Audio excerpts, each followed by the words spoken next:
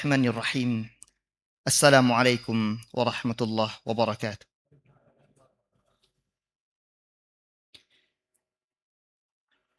Innal hamdalillah nahmaduhu wa nasta'inuhu wa nastaghfiruh. Wa na'udzu billahi min shururi anfusina wa min sayyiati a'malina. May yahdihillahu fala mudilla lahu wa may yudlil fala hadiya lahu. Wa ashhadu an la ilaha illallah wahdahu la syarika lahu.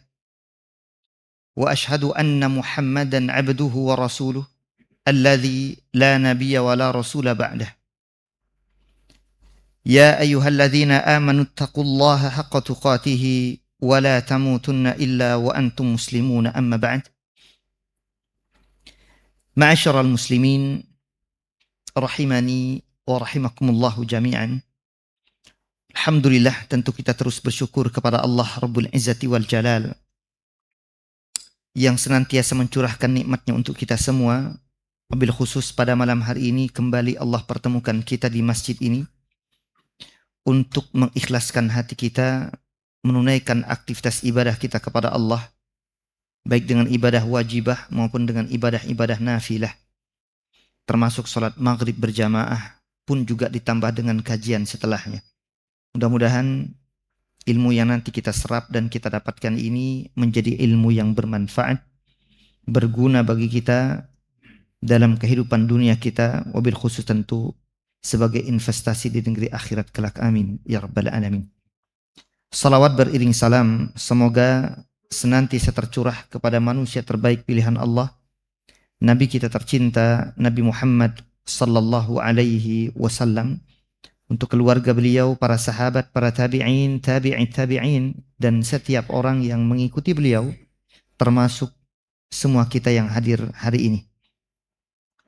Taib, para jamaah ya Allah subhanahu wa ta'ala muliakan, pada kesempatan malam hari ini kembali kita akan melanjutkan kajian kita dari kitab Ar-Rahiq Al-Makhtum karya Syekh Safi Rahman Al-Mubarakfuri rahimahullahu ta'ala.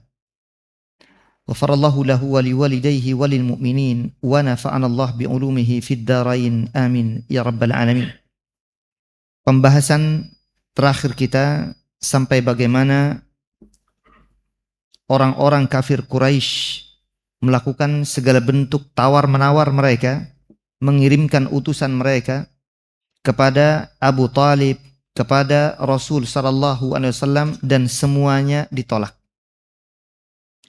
Tawaran-tawaran apapun bentuknya untuk menghentikan laju dakwah Rasul ditolak. Sehingga ini kelabakan mereka. Segala macam cara kita sudah sebutkan, dari bagaimana mencela, menghina, mengucilkan, merendahkan Nabi SAW sudah mereka lakukan. Bagaimana Nabi dikata-katain pendusta, pembohong, tukang sihir, sudah kita sampaikan pada kajian-kajian sebelumnya. Semuanya tidak menghentikan Rasul SAW untuk terus berdakwah tentang Islam. Tawar-menawar juga kita sudah sampaikan.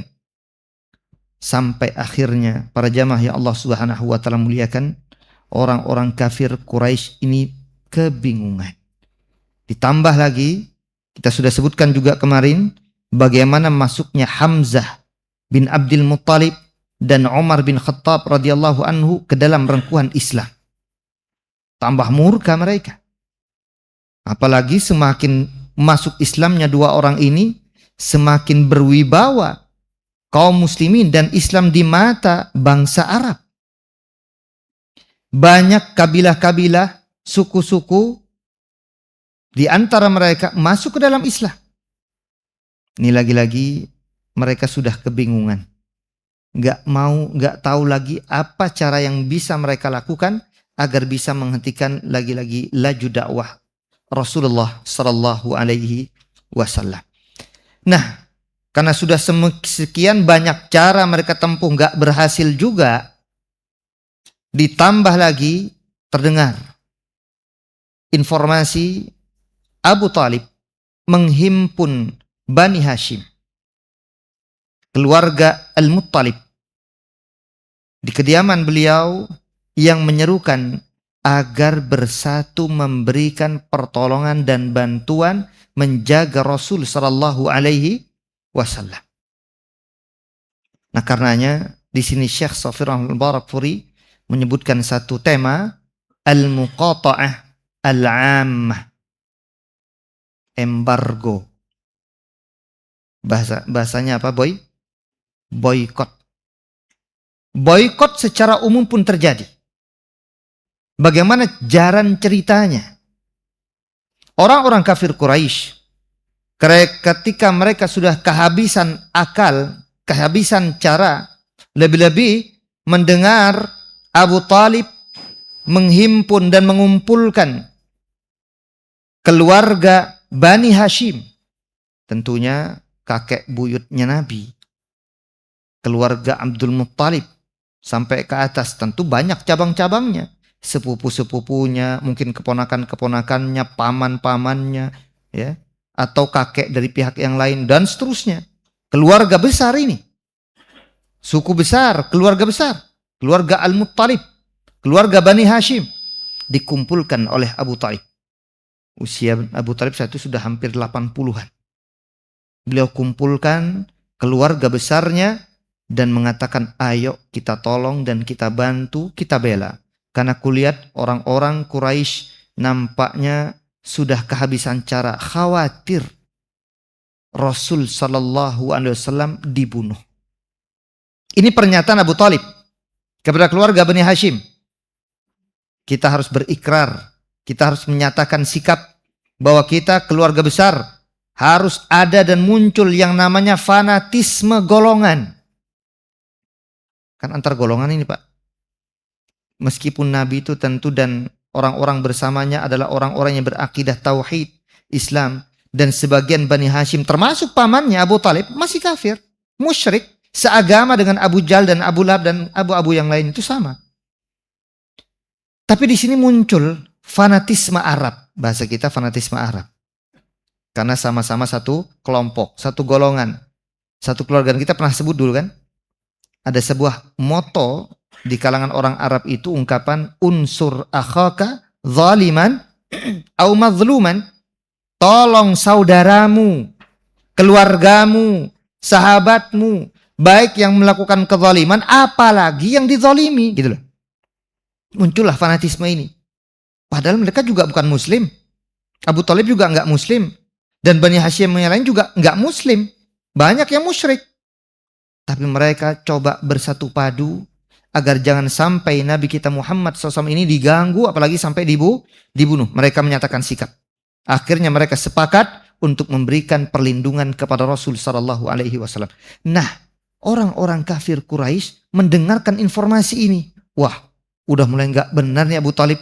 Kata mereka kan, sudah kita sampaikan tawar-menawar, ditolak. Kan pernah kita ceritakan bagaimana Abu Talib diberikan tawaran, kami berikan anak yang paling ganteng, paling gagah kepada engkau, hai Abu Talib, tapi kau serahkan Muhammad kepada kami. Abu Talib mengatakan apa? Enak banget kalian. Kalian berikan anak kalian kepadaku untuk kuberikan makan, kuberikan penjagaan. Sementara kuberikan anakku si Muhammad, maksudnya anak sih, maksudnya ponakan ya. Tapi kan ungkapannya tetap anak juga. Kuberikan anakku si Muhammad kepada kalian untuk kalian bunuh, enak amat, nggak bisa. Ini bukan tawar-menawar namanya. Masa keponakannya beliau diserahkan kepada orang untuk dibunuh, sementara orang ngasih anak mereka kepada Abu Talib untuk dikasih makan, dijaga, kan nggak masuk akal. Makanya ditolak mentah-mentah oleh Abu Talib dalam kasus ini, ya. Nggak terima beliau. Nah, akhirnya ini yang terjadi. Para jamaah yang Allah Subhanahu wa taala muliakan. Nah, karenanya muncullah orang-orang kafir Quraisy. Kemudian mereka juga melakukan kesepakatan. Banu Kinanah, tentunya para punggawa-punggawa, pembesar-pembesar kafir Quraisy berkumpul mereka untuk menyatakan sikap mereka juga. Kalau begitu adanya, sudah sedemikian banyak cara, tawaran-tawaran, gak satu pun yang diterima. Oke, kalau begitu, bagaimana kalau kita sepakat, kata mereka, bahwasanya kita tidak boleh kemudian menyapa mereka, tidak boleh bertransaksi jual beli dengan mereka, tidak boleh menikahkan anak-anak kita kepada mereka, atau mereka menikah dengan anak-anak kita. Nggak boleh. Kita tidak melakukan transaksi jual beli dan kita halang-halangi mereka untuk mendapatkan pasokan-pasokan, makan-makan, minum, dan seterusnya. Agar kemudian mereka mau kepada kita dengan syarat menyerahkan Muhammad kepada kita. Inilah kesepakatan yang mereka buat kala itu. Dan kemudian mereka tempelkan kesepakatan tersebut setelah mereka juga Pak mengucapkan kalimat Bismillahumma ya. Dan nanti pada masanya kita akan sebut pada kejadian Hudaybiyah. Perjanjian Hudaybiyah ketika Rasul dan para sahabat tidak diperkenankan masuk ke kota Makkah setelah mereka hijrah nanti ya. Kemudian untuk melakukan ibadah umrah, melakukan ibadah haji tidak diperkenankan. Situ juga ada satu perjanjian dikenal perjanjian Hudaybiyah. Nah di Hudaybiyah itu pun ada perjanjian. Kalimatnya mirip. Bentuknya ucapan kalimatnya adalah Bismikallahumma. Itu kalimat yang mereka sepakati. Padahal Nabi itu ingin menulis Bismillahirrahmanirrahim. Mereka katakan, kami nggak kenal Ar-Rahman, kami nggak kenal Ar-Rahim. Tulis Bismikallahumma, kan itu dulu. Jadi mereka cuma mengungkapkan kalimat apa? Bismikallahumma, dengan menyebut nama Engkau wahai Allah. Nah, jadi itu maknanya. Mereka setuju kalau itu karena mereka juga mempertuhankan Allah Subhanahu wa taala. Di sisi yang lain mempertuhankan selain Allah juga, berhala-berhala banyak, Manat, Uzza dan Lata dan seterusnya itu, ya. Nah, karenanya di sini kita akan lihat Bismikallahumma itu tertulis. Pun juga pada perjanjian ini di mana mereka sepakat untuk memboikot keluarga Bani Hashim, memboikot Rasul sallallahu alaihi wasallam dan keluarganya yang ikut membelanya. Jadi di sini tidak lagi melihat pada sisi agama, tapi ras, suku lebih kuat. Karena perang itu Pak macam-macam. Bisa perang karena agama, mempertahankan agama, keimanan dan keyakinan, atau mempertahankan suku, atau mempertahankan tanah air. Kan banyak peperangan itu macam-macam. Tergantung dari niatnya. Peperangan terjadi antar suku dulu misalkan. Aus dan Khazraj. Itu juga Masya Allah ratusan tahun gak kelar-kelar. Sampai Islam datang ke kota Yathrib Madinah baru kelar. Ya. Dipersatukan dengan persatuan ikhwah al-imaniyah Islamiyah. Persatuan iman dan Islam. Baru mereka kokoh lagi, kuat lagi dan kemudian mereka bersatu. Nah itu lihat. Jadi kadang peperangan terjadi karena faktor ras, suku. Atau karena mempertahankan wilayah. Nah itu banyak. Dalam kasus ini, peperangan terjadi ataupun perseteruan terjadi, suku Bani Hashim, Abdul Muttalib, ya, keturunan Bani Al-Muttalib, mempertahankan agar kemudian memberikan pembelaan, dukungan dan supportnya kepada Nabi kita Muhammad SAW agar jangan sampai diapa-apakan. Ini kesepakatan mereka. Sehingga mereka pun kemudian dikucilkan, diembargo, diboikot, tidak berhak untuk mendapatkan pasokan-pasokan makan dari luar Mekah. Makanya banyak kejadian Pak di masa itu. Setiap kali ingin melakukan transaksi itu biasanya sembunyi-sembunyi. Biasanya terjadi di waktu malam. Karena di waktu siang berjaga mereka. Nggak boleh tuh. Bani Hashim melakukan apa? Transaksi jual beli dengan siapapun. Dan mereka akan halang-halang itu. Subhanallah. Itu yang terjadi para jamaah Allah Subhanahu wa ta'ala muliakan kepada Rasul SAW dan para sahabatnya pun juga dengan keluarga beliau yang ikut serta bersama Nabi Sallallahu Alaihi Wasallam. Berapa lama berjalannya kondisi dan kejadian ini? Sekitar hampir 3 tahun. Disebutkan dari beberapa redaksi. Di sini menyebutkan juga 2-3 tahun. Ya. Sekitar 3 tahun lamanya terjadi boikot secara umum dan secara menyeluruh kepada Nabi dan orang-orang yang menolongnya. Keluarga-keluarga beliau, Bani Hashim diboikot semua. Tidak boleh menikah, bayangkan. Subhanallah. Sampai Pak, saking susahnya untuk mendapatkan makanan, disebutkan dalam beberapa redaksi riwayat, bagaimana kaum muslimin atau bahkan keluarga Bani Hashim ini, di kalangan mereka sampai memakan dedaunan. Bayangkan, memakan kulit-kulit hewan. Subhanallah. Anak-anak menangis histeris. Ibu-ibu, para wanita, Masya Allah, menangis histeris. Terdengar dari lembah Syib Abi Talib, dikenal dengan istilah Syib Abi Talib, celah Abi Talib. Di mana mereka menangis histeris, apalagi anak-anak, karena lapar. Karena tidak mendapatkan makanan. Tapi alhamdulillah, tentu tidak setiap terjadinya kebatilan, lantas tidak mungkin ada hak selalu ada. Nanti kita akan ceritakan ataupun kita akan sampaikan di antara dalil bagaimana kebenaran itu pasti akan ada dan tidak akan pernah lenyap sekecil apapun. Hanya pada saatnya Allah Subhanahu wa taala akan munculkan. Bahkan datang dari orang-orang yang mungkin sejati tidak pro Islam. Yang kita sudah sering sebut istilah faidah ini ya. Kadang Allah Subhanahu wa taala menangkan Islam melalui tangan orang-orang yang tidak pro terhadap Islam. Artinya para orang-orang bejat, orang-orang yang bermaksiat, bahkan orang non-muslim sekalipun. Kasusnya seperti Abu Thalib sendiri misalkan. Memberikan penjagaan perlindungan sementara beliau seorang yang musyrik kafir. Tapi tetap membela dan mempertahankan keponakannya, yakni Nabi kita Muhammad SAW. Termasuk Bani Hashim pun juga. Nah, mari para jamaah Allah Subhanahu wa taala, kita lihat bagaimana disebutkan di sini seorang yang bernama Hakim bin Hizam yang membawa gandum untuk diberikan kepada bibinya Ibunda Khadijah radhiyallahu anha wa ardhaha, selalu dihalang-halangi juga meskipun pada ujungnya lolos dan kemudian mampu untuk diberikan kepada Khadijah, keluarga Rasul sallallahu alaihi wasallam, yang mendapatkan sedemikian rupa perlakuan dari orang-orang kafir Quraisy. Sampailah kemudian Allah Subhanahu wa taala berikan pertolongan kepada kaum muslimin. Ketika sudah berlalu sekitar 3 tahun lamanya, Allah Subhanahu wa taala kemudian mengirimkan di antara makhluk-makhluknya yang kecil, al-aradah, dud, rayap-rayap. Apa tuh rayap? Namanya rayap semua orang sudah tahu. Yang kemudian menggerogoti lembaran-lembaran kesepakatan boikotnya orang-orang kafir Quraisy yang mereka gantungkan di tembok, di dinding Ka'bah. Karena sudah lama Pak, 2-3 tahun dibiarkan begitu saja. Namanya juga lembaran-lembaran dimakan rayap. Kecuali yang ada lafaz Allahnya. Lafaz Bismikallahumma yang Allah jaga tidak dimakan rayap. Adapun kesepakatan mereka, kata mereka bahwasanya kita akan terus melakukan ini, tidak menikahkan anak-anak kita, tidak bertransaksi dengan mereka dan seterusnya sampai Muhammad diserahkan kepada mereka. Itu kesepakatan orang-orang kafir Quraisy. Dengan menyebutkan nama Allah, bayangkan demi Allah mereka bersumpah.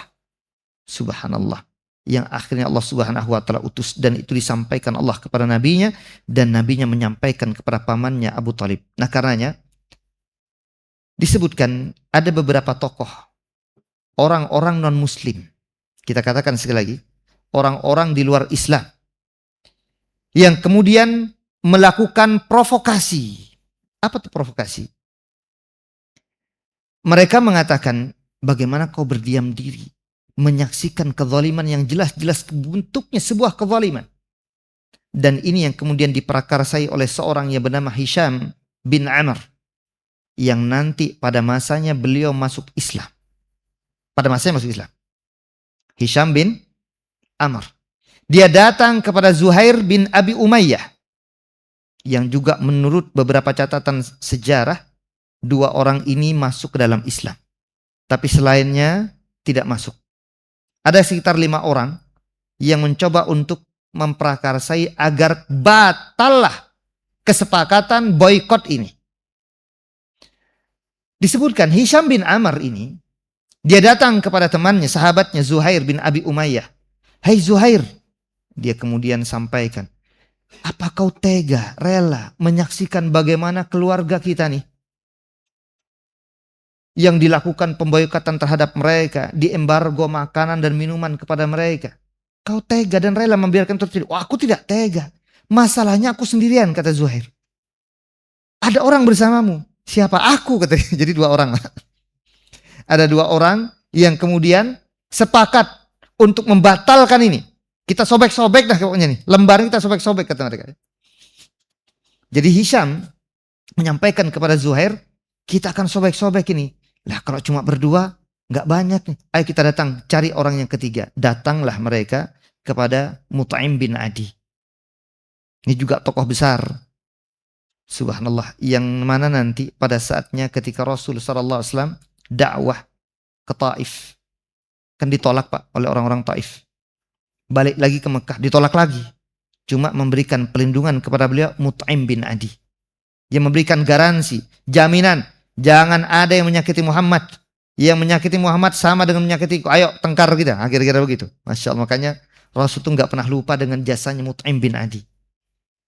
Beliau sampai mengatakan, kalau saja ada kejadian yang lain yang terjadi kepada sebagian orang, di antara pada tawanan-tawanan, kalau bukan karena Mut'im bin Adi yang meminta untuk dilepaskan, tidak akan kulepaskan.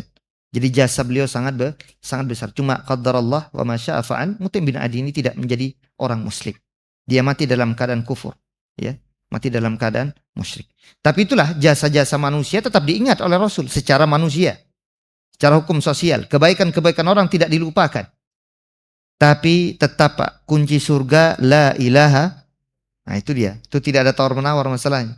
Urusan dunia tetap diberikan kebaikan. Tapi untuk urusan akhirat selesai. Ar-Rahim hanya rahmat dan kasih sayang yang Allah berikan kepada orang-orang yang beriman. Yang gak beriman mohon maaf, gak dapatkan lagi. Sudah Allah berikan hak mereka di dunia. Makanya kebaikan orang-orang non-muslim Allah balas hanya di dunia. Di hari akhir tidak ada balasan kebaikan bagi mereka. Kecuali orang yang Allah khususkan. Siapa yang kemarin kita sebut? Abu Talib. Sudah kita sampaikan juga hadis tentang itu ya. Tapi kita kembali. Maka dua orang ini kemudian datang kepada Mut'im bin Adi menyampaikan kasus yang sama. Ungkapan yang sama. Apa kau tega menyaksikan bagaimana orang-orang kafir Quraisy ini melakukan boikot kepada Bani Hashim. Ini kan orang-orang baik. Bayangkan. Abdul Muttalib itu kan Raja Arab Pak. Ini keturunannya diperlakukan demikian coba. Sehingga mereka juga nggak merasa nyaman nih. Nggak tega tentunya. Datang kepada Mut'im. Oke lah kalau gitu. Cuma aku sendirian kata dia. Kata dua orang ini kan termasuk kata Hisham bin Amr mengatakan. Enggak ada orang bersama kau. Siapa? Aku. Siapa lagi? Zuhair katanya. Sehingga dapat berapa orang sekarang semuanya? 3 orang. 3 orang ini kemudian lantas kita cari yang keempat. Dicari lagi yang keempat. Ditemuilah seorang yang bernama Abul Buhturi. Didatangin sama, diajak juga dengan ajakan yang sama untuk menyobek-nyobek perjanjian itu. Kita coba batalkan perjanjian ini. Kita nggak setuju. Nggak semua orang Quraisy setuju dengan kondisi ini. Nggak semuanya setuju. Jadi artinya apa? Di antara perkara-perkara batil tuh nggak semuanya orang ikut pada perkara batil. Mungkin banyak orang melakukan kebatilan, tapi tidak semuanya ikut serta dalam kebatilan itu. Dan ini banyak kejadian di mana-mana. Cuma terpaksa, nggak enak mengikuti kondisi keadaan yang ada terjadi di tengah-tengah masyarakat. Banyak yang seperti ini. Tapi memang harus ada yang berani menyuarakan. Yang batil, ya hak gitu loh. Jangan diem semua. Nah inilah cara Allah Subhanahu wa Ta'ala bagaimana terjadinya sampai boykot ini nanti batal. Ya, gugur, hancur perjanjian itu. Nah kita lihat dulu ceritanya. Maka mereka datang kepada Abul Buhturi dan menceritakan hal yang sama. Dia juga mengatakan yang sama juga seperti yang sebelum-sebelumnya. Lah kalau sendirian juga nggak berani kata dia kan. Ada orang bersama kau. Siapa? Si Fulan, sebut satu-satu. Berarti sudah berapa semuanya? Ada sekitar 4 orang yang kemudian bersepakat dan setuju. Akhirnya kalau gitu kita cari yang kelima deh. Didatangilah seorang yang bernama Zam'ah ibn al-Aswad bin al-Muttalib. Didatangin dengan provokasi yang sama. Tapi ingat ini provokasi dalam kebenaran ya. Maka kita akan bedakan nanti Pak. Al-itharah, memprovokasi itu 2. Provokator itu 2. Pada perkara hak maka menjadi benar. Pada perkara batil maka batil. Apa maksudnya di sini? Mengajak untuk melakukan satu kebaikan itu benar. Mengajak untuk melakukan satu perkara yang buruk maka jelas salah. Maka hal semacam ini ajakan yang baik dan harus diterima tentunya. Dan tak kalah penting dari itu semua harus punya mental pemberani. Karena kalau nggak punya mental ciut nggak jadi nih. Nggak jadi nih barang ya. Akhirnya jadi ini yang terjadi. Karena mereka pemberani. Asalkan ada yang mendukung mereka berani. Akhirnya jadilah 5 orang ini kemudian di pagi harinya seorang yang bernama tadi kita sampaikan Zuhair bin Abi Umayyah yang kemudian tawaf sekeliling Ka'bah sebanyak 7 kali bawa senjata dia. Bayangkan, ya memang biasa sih. Orang-orang Arab dulu memang rata-rata bawa senjata. Bawa pedang, bawa apa ya biasa. Gak usah orang dulu kan. Nah, kita temukan sekarang aja masih banyak kok pelaku-pelakunya. Kemana-mana masih bawa Bawa parang, bawa golok ya kan. Kalau kita di Madura sebagian yang di pedesaan tuh bawa celurit itu biasa Pak. Kita anggap biasa. Cuma sekarang sudah mulai memudar nih kebiasaan ini. Dan alhamdulillah ya. Karena nggak harus bawa kemana-mana senjata. Mau ngapain juga gitu loh. Kalau dulu mungkin mau perang. Sekarang perang dengan siapa gitu loh ya. Apalagi sekarang dilarang tentunya bawa senjata tajam kemana-mana. Khawatir. Kan orang kalau bawa senjata Pak. Yang muncul apa? Begitu loh. Ego. Apalagi bawa tembakan. Masya Allah. Jangan diulik-ulik dikit tuh. Dikit langsung main tembak aja. Nah, makanya berat orang bawa senjata itu, apalagi sekarang kita katakan pistol, memang harus benar-benar disumpah. Makanya mohon maaf, ini bukan mendiskreditkan sebuah instansi, tidak. Banyak kan kejadian, mohon maaf ya, ini bukan untuk lagi-lagi mengecilkan dan mengkerdilkan instansi apapun.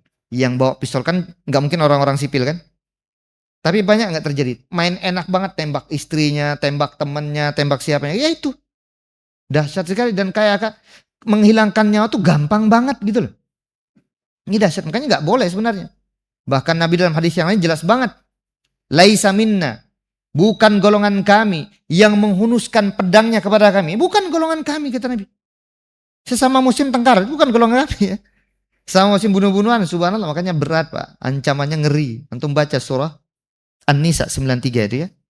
Wa may yaqtul mu'minan muta'ammidan fajazauhu jahannam. Bayangin itu. Siapa saja yang membunuh orang beriman dengan sengaja, maka balasannya apa? Jahannam. Bukan sekedar jahannam Pak. Yang kita mengerikan itu kalimat berikutnya nih. Khalidan fiha. Kekal di dalamnya. Cuma antum pahami baik-baik ini. Karena tidak ada pemahaman ulama salaf yang mengatakan membunuh itu dianggap kafir. Saya ulang. Tidak ada pemahaman kaum muslimin Ahlus Sunnah wal Jamaah yang mengatakan dosa pembunuhan menyebabkan pelakunya kafir itu nggak ada.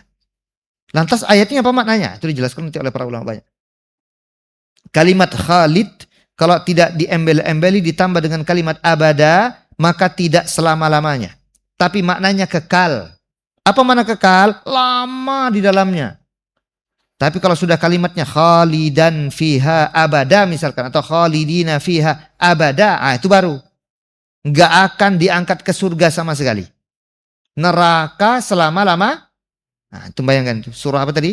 An-Nisa 93. Yang semacam ini banyak nanti. Kalimat khalidan fiha biasanya belum berarti selamanya. Tapi kalau sudah kalimatnya pakai abada udah pasti selama-lamanya. Makanya dosa pembunuhan itu dosa besar banget. Tapi tidak menyebabkan pelakunya kafir. Ya, tapi kekal. Maknanya lama kata para ulama tafsir menjelaskan tentang kalimat Khalid. Ya. Kita kembali. Maka pembunuhan ini besar termasuk dosa-dosa besar yang tentu kita harus hindarkan diri kita dari perbuatan tersebut. Nah, kemudian kita kembali kepada cerita yang tadi kita sampaikan bagaimana kemudian Zuhair bin Abi Umayyah ini tawaf di sekeliling Ka'bah sebanyak 7 kali karena begitulah orang-orang dahulu juga biasa Pak menghormati Masjidil Haram dengan cara tawaf. Padahal ini muslim apa bukan? Nah, biasa itu. Tapi kemudian dibenarkan, dilanjutkan, dilegitimasi menjadi sunnah takririyah. Bukan takrir lagi, bahkan fi'liyah. Bahkan qauliyah. Masuk semua sudah menjadi sunnah kita hari ini. Jadi kita harus perhatikan juga nih perkara-perkara perbuatan orang-orang dahulu. Itu bisa jadi menjadi syariat kita kalau dilakukan oleh Rasul Sallallahu Alaihi Wasallam, diucapkan beliau, diperintahkan beliau, dilakukan beliau, dan ditetapkan beliau, maka jelas menjadi syariat kita. Tapi andaikan Nabi tidak lakuin, Nabi tidak perintahkan, maka belum tentu kita melakukan hal semacam itu. Artinya, kalau kita masuk Masjidil Haram melakukan apa? Tawaf. Itu kan sunnahnya itu. Jadi bukan dengan sholat tahiyat masjid, tapi dengan cara tawaf. Di Masjidil Haram itu dengan cara tawaf. Kalau di masjid kita, antum jangan aneh-aneh. Anak mau tawaf juga deh Pak Ustadz, ya kan, keliling-keliling. Diketawain orang. Pak ngapain? Lagi olahraga. Olahraga. Tapi kalau di Masjidil Haram bukan. Memang benar-benar begitulah cara menghormati Masjidil Haram dengan cara tawaf 7 kali. Kita dulu pernah sampaikan juga tentang, ini dulu banget ya, masih di awal-awal. Ya kita masih di masjid sebelah ya kan. Kita pernah sampaikan tentang bagaimana dahulu ketika Abdul Muttalib Dari buku ini, antum coba review lagi itu. Kembali lagi pada sejarah Abdul Muttalib ketika kekuasaan beliau dirampas oleh pamannya sendiri, Naufal. Antum baca lagi itu. Saya lupa persis di halaman berapanya kalau di buku ini. Intinya pernah kita sampaikan ketika ini belum ada nabi. Abdul Muttalib aja masih kanak-kanak, masih muda belia masa itu ya. Abdul Muttalib masih muda. Tiba-tiba kekuasaan yang harusnya beliau dapatkan dirampas oleh pamannya, maka beliau datang kepada paman-paman beliau yang lain dari sisi ibunya. Beliau datang ke kota Madinah dan kemudian bersama paman-pamannya, kalau begitu kita datang langsung kepada si Naufal. Datang kenapa? Ingin mengembalikan, agar dikembalikan hak kepemimpinan kepada Abdul Muttalib. Datanglah paman-paman Abdul Muttalib, kakeknya Nabi nih, Abdul Muttalib kakeknya Nabi. Masih muda kala itu, karena dirampas haknya, yang harusnya menjadi raja kan beliau. Yang menjadi pemimpin orang-orang Arab itu beliau, tapi dirampas. Maka kemudian paman-pamannya dari pihak ibunya datang ke kota Makkah. Sebelum ke sana, apa yang beliau lakukan? Melakukan tawaf terlebih dahulu. Biasa. Jadi lagi-lagi memang melakukan tawaf. Nah, ini yang biasa dilakukan orang-orang Arab, melakukan tawaf. Termasuk dalam kasus yang sedang kita bahas ini. Jadi Zuhair bin Abi Umayyah ini kemudian beliau tawaf 7 kali dan kemudian menyampaikan apa yang menjadi keinginan mereka. Berapa orang tadi? Ada sekitar 5 orang, Pak. Ada sekitar 5 orang. Yang satu kemudian mengatakan setelah melakukan tawaf, sampaikan informasinya kepada tokoh-tokoh orang-orang kafir Quraisy yang sedang santai-santai. Karena memang mereka ada nadi namanya. Tempat pertemuan mereka atau tempat mereka musyawarah, tempat mereka berkumpul-kumpul, nongkrong-nongkrong di sekitaran Ka'bah itu ada. Maka setelah Zuhair bin Abi Umayyah kemudian melakukan tawaf, langsung menyampaikan itu. Tentu diikutin oleh 4 orang yang tadi, yang kita sudah sebutkan itu. Ya. Maka dia sampaikan dengan satu persatu. Hai orang-orang Quraisy, aku tidak setuju nih dengan apa yang telah kalian lakukan dengan sebuah kesepakatan yang zalim ini. Maka batalkan itu. Ini adalah sebagai bentuk kezaliman. Langsung yang satu datang menimpali. Kata Hisham, benar, nggak benar nih begini. Kami nggak rela untuk kejadian ini. Satu lagi nimpalin juga, Pak. Masya Allah. Jadi itulah dia. Itu namanya trik ya. Masya Allah. Jadi seakan-akan kayak banyak orang ini. Padahal cuma berlima doang ya kan. Subhanallah.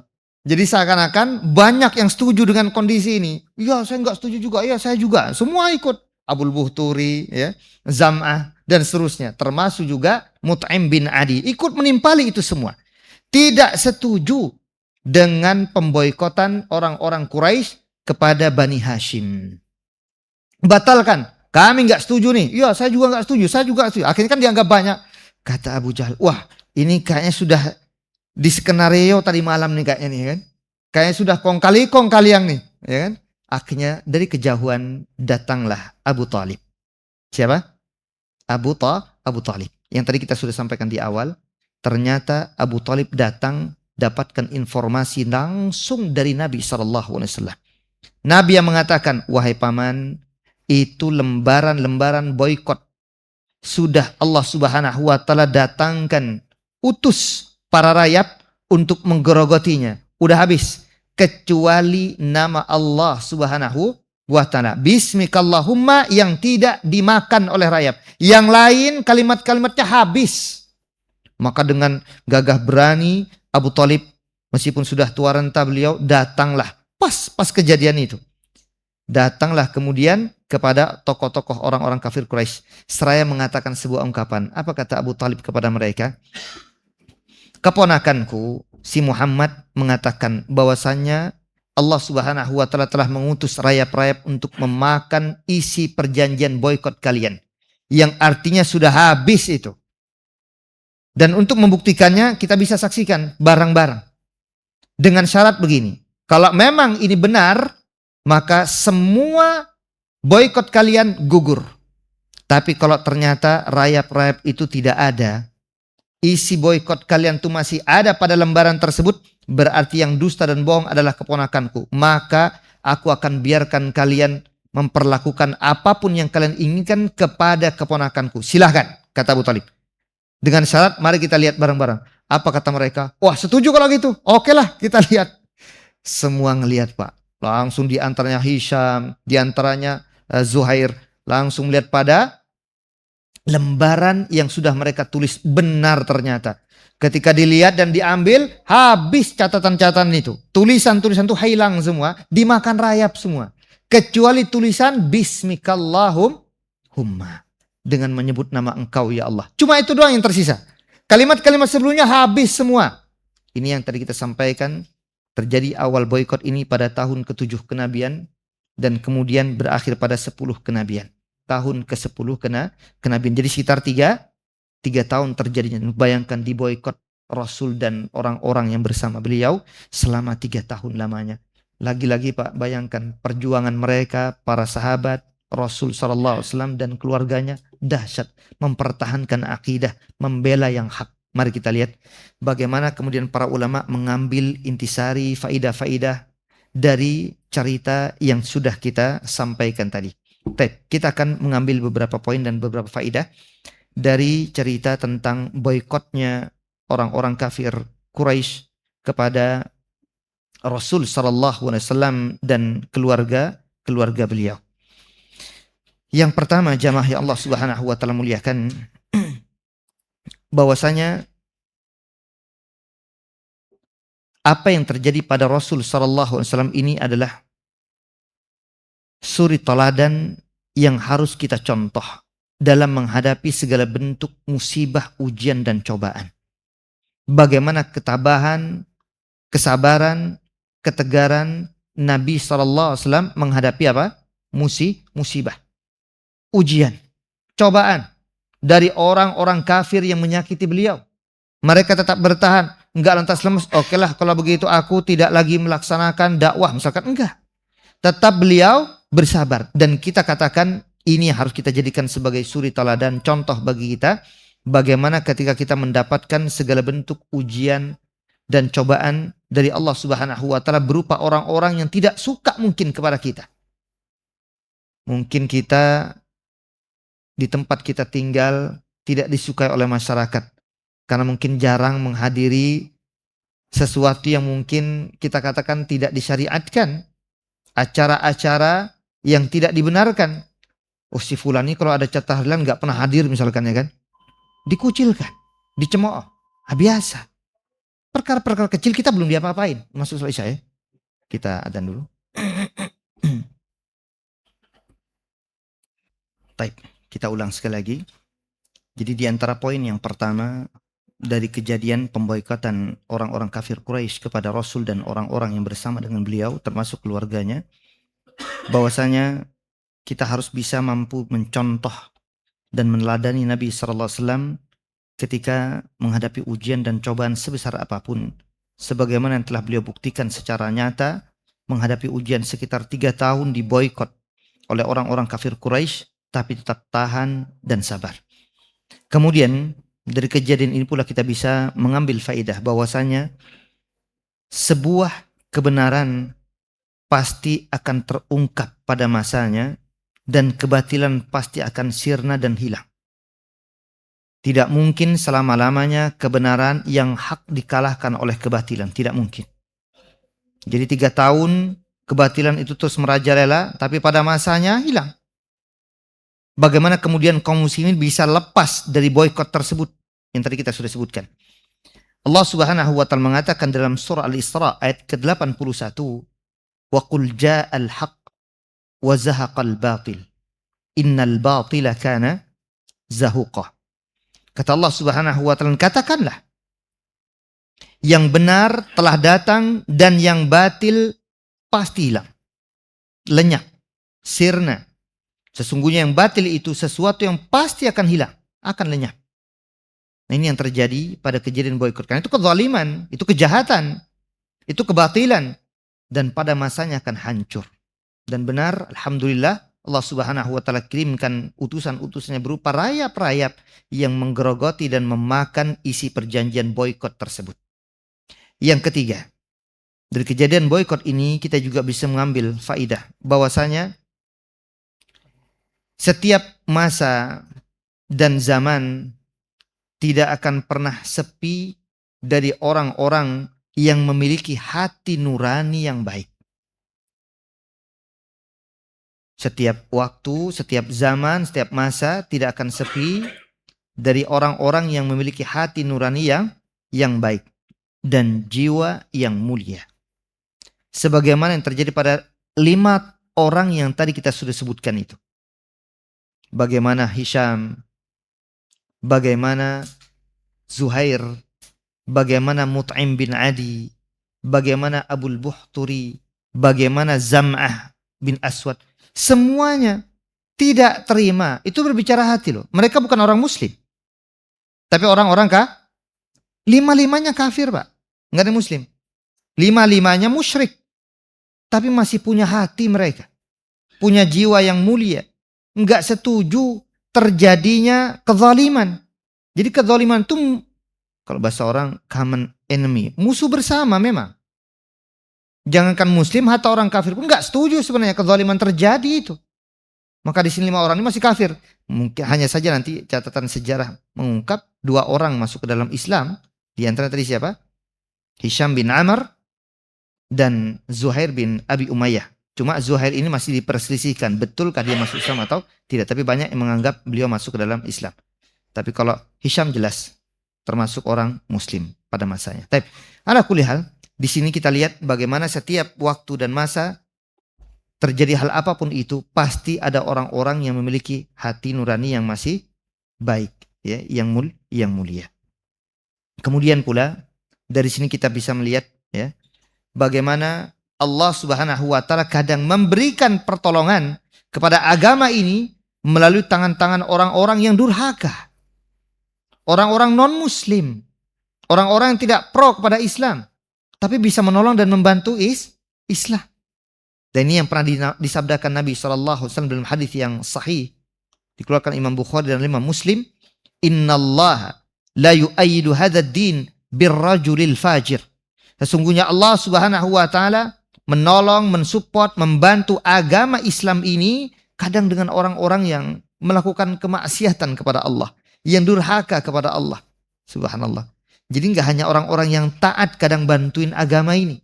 Hatta orang-orang yang fajir sekalipun, yang fasik sekalipun, Allah Subhanahu wa taala jadikan sebagai pembantu-pembantu dan penolong-penolongnya dengan hikmahnya tentunya. Yang paling tahu hikmahnya hanya Allah. Contoh kayak Abu Talib kita udah sebutkan. Kenapa kok harus masih menjadi orang kafir? Kan bisa aja dia menjadi seorang muslim karena dekat dengan Nabi, pamannya Nabi dan seterusnya. Tapi kadang hikmahnya hanya Allah yang tahu. Justru begitulah. Kalau dia masuk Islam, khawatir malah tambah gampang orang-orang kafir Quraisy menghabisi Nabi. Makanya mereka punya anggapan, hai Abu Talib, kau ini orang yang kami muliakan, kami sepuhkan, kami tuakan. Dan kau masih seagama dengan kami. Kami hargai engkau ya Abu Talib. Jadi dihargain. Karena masih seakidah dengan orang-orang kafir. Sama agamanya. Justru dengan itulah mereka nggak langsung berani menyakiti Nabi. Beda dengan sahabat-sahabat Nabi yang lain kan. Bagaimana diperlakukan. Subhanallah. Utsman bin Affan kita udah ceritakan. Ammar bin Yasir. Yasir itu sendiri sampai dibunuh. Sumayyah. Subhanallah. Bilal bin Rabah. Habis Pak. Habis pokoknya. Kalau bukan Nabi. Yang lain habis tuh. Disakiti semua. Tapi Nabi mereka masih segan. Karena ada Abu. Nah coba lihat. Jadi hikmahnya ternyata itu kata para ulama. Dan hanya Allah yang tahu. Kenapa kok Abu Talib masih kafir juga? Dan itu hak Allah. Ya, untuk mengatakan si fulan itu masih kafir. Si fulan itu muslim. Itu memang hak prerogatif Allah Subhanahu wa ta'ala. Hidayah di tangan Allah Subhanahu wa ta'ala. Dan yang terakhir.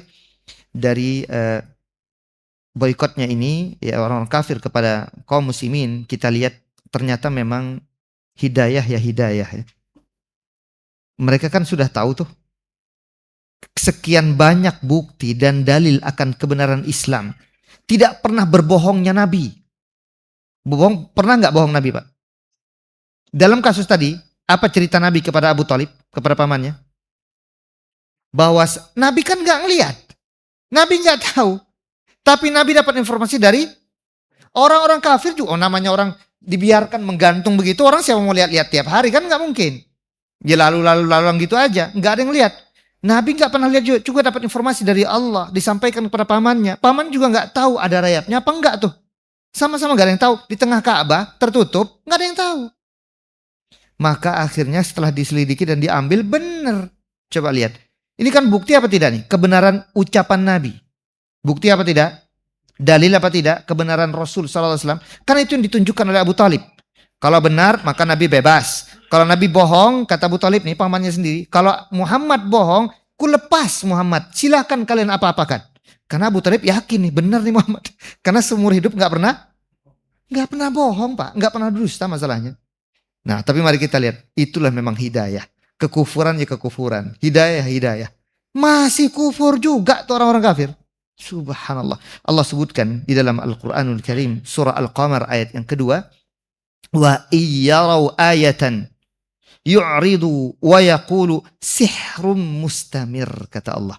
Emang ajib manusia-manusia ini. Kata Allah apa? Meskipun mereka sudah melihat tanda-tanda kebesaran Allah, dari ungkapan Nabi yang nggak ngelihat sahifah, nggak ngelihat itu lembaran yang digantung tadi, karena Nabi boro-boro ke situ, orang mereka dihalang-halangi kok, makan susah ini susah dan tapi bisa mengungkapkan kebenaran itu gimana coba? Kalau bukan karena wahyu, memang wahyu. Makanya kata Allah, meskipun mereka melihat tanda kebenaran Nabi, tetap kufur berpaling, subhanallah, subhanallah. Dan malah mengatakan apa? Sihir ini, masih sihir. Subhanallah. Jadi Nabi dikatakan sihir lagi. Ini sihir Muhammad nih. Masya Allah. Allahu Akbar. Begitulah Pak. A'radu an hadhil ayah. Mereka berpaling dari ayat ini. Dari tanda-tanda kekuasaan Allah ini. Dan wazdadu kufran ila kufrim. Malah tambah kufur aja tuh mereka. Subhanallah. Begitulah orang-orang kafir. Ini diantara faidah-faidah yang kita bisa ambil dari kejadian ini. Taib. Kalau ada waktu kita pergunakan untuk diskusi dan tanya jawab. Baik seputar apa yang tadi kita bahas ataupun mungkin pembahasan-pembahasan sebelumnya. Kita berikan untuk diskusi dan tanya jawab. Tafadhal jamaah. Ada pertanyaan? Silakan. Nabi menerima pertolongan dari pamannya dan Bani Hashim meskipun mereka masih kufur. Apa ini berarti selalu satu hubungan politik pertahanan meskipun kufur dan beriman di sekolah? Bagus sekali. Para jamaah Allah Subhanahu wa taala, kan ini kan kita memang belum masuk pada hijrah ya. Nanti jawaban ini pada hijrahnya Nabi.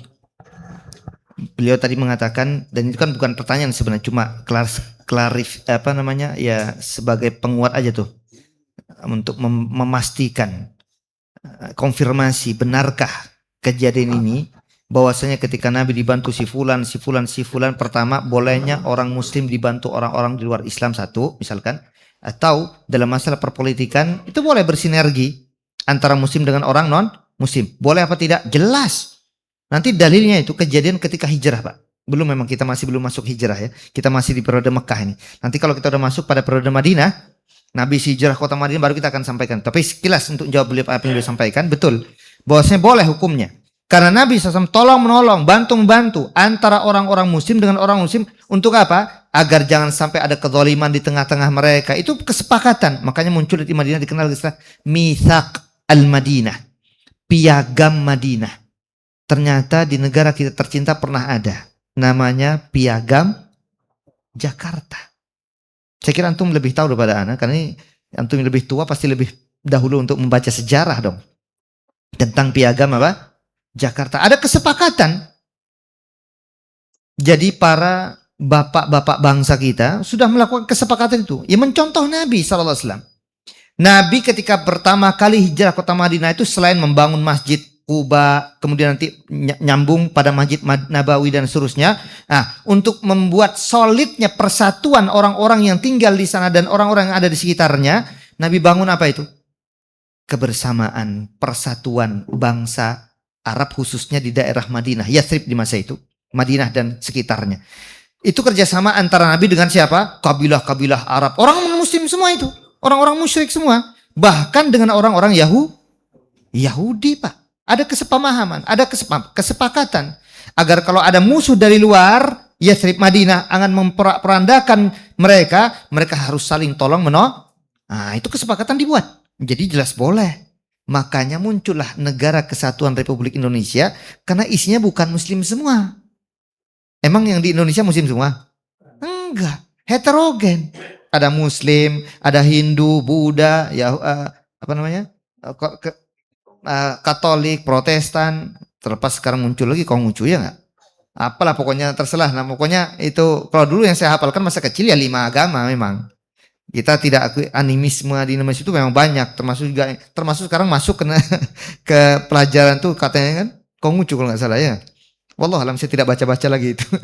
Alhamdulillah yang saya baca di masa kecil sampai 5 doang. Tapi konon katanya di pelajaran-pelajaran ini sekarang masuk Konghucu. Wallahualam. Alhamdulillah di negara kita banyak sekali. Nah itu kesepakatan sudah dibuat. Jadi kalau ada musuh dari luar menyerbu Indonesia harus tolong menolong. Muslim, Kristen dan seterusnya tolong menolong. Karena ini adalah masalah perpolitikan, masalah kekuasaan, masalah bangsa, negara. Saling bantu-membantu. Itu sudah diajarkan Nabi jauh-jauh hari. Jadi udah jelas. Ya. Bahkan tadi betul, sebelum masuk di Madinah ini Bani Hashim. Di Mekah aja sudah kejadian itu. Tolong menolong, sokong menyokong antara muslim dan non-muslim. Dalam menjaga hak-hak sesama mereka. Agar jangan sampai terjadi kezaliman. Tapi nanti lebih besar lagi ketika sudah masuk di Madinah. Pak. Di Madinah itu nanti kita bahas lagi insya Allah. Tentang hijrahnya Rasul ke kota Madinah. Bagaimana Rasul mensolidkan dulu, menguatkan barisan antara sesama mereka. Dan kemudian jangan sampai kira-kira perang antar suku di tengah mereka. Agar solid menghadapi musuh luar gitu loh. Karena kalau internal saja sudah begini-begini, gesekan terjadi. Kalau luar datang habis. Makanya harus dikuatkan itu internal. Sama kayak kita nih, jangan terlalu banyak gesekan dari dalam. Karena kalau tiba-tiba gesekan banyak, tongkar satu, ini dan sebagainya, musuh luar datang, habis kita. Na'udzubillah. Maka disolidkan di dalam. Begitulah memang. Ya, subhanallah. Jadi intinya betul apa yang beliau sampaikan itu konfirmasi benar ya bahwasanya bolehkan dalam masalah dunia perpolitikan tolong menolong dan bantu-bantu apalagi masalah negara kesatuan Republik Indonesia harus ya bukan melihat lagi unsur agama. Karena lihat di sisi faktor kemanusiaan dan ini masalah keutuhan negara ataupun negeri ataupun bangsa. Termasuk Nabi SAW dan para sahabat juga tolong-menolong antara mereka. Bahkan perjanjian dengan orang-orang di luar Islam agar saling menolong dan saling membantu. Wallahu a'lam bishawab. Nah, udah masuk Isya mungkin yang akan datang kita bisa sambung kembali. Karena Anda tidak ingin mengambil waktu antum. Atau mungkin kalau memang ada yang ditanyakan mungkin yang akan datang bisa disampaikan lebih dahulu ya. Mungkin kita tidak sambung kajian kita tapi kita boleh diskusi dulu kalau memang ada hari ini. Karena khawatir sekarang sudah masuk Isya. Tapi kalau nggak ada berarti kita akan mulai kajian insya Allah yang akan datang. Tapi kita sudahi dan kita akhiri mudah-mudahan sedikit ini bermanfaat untuk kita semua yang hadir hari ini. Wassallallahu ala nabiyyina Muhammad wa ala alihi wa sahbihi wasallam. Subhanakallahumma wa bihamdika asyhadu an la ilaha illa anta astaghfiruka wa atubu ilaik. Assalamualaikum warahmatullahi wabarakatuh.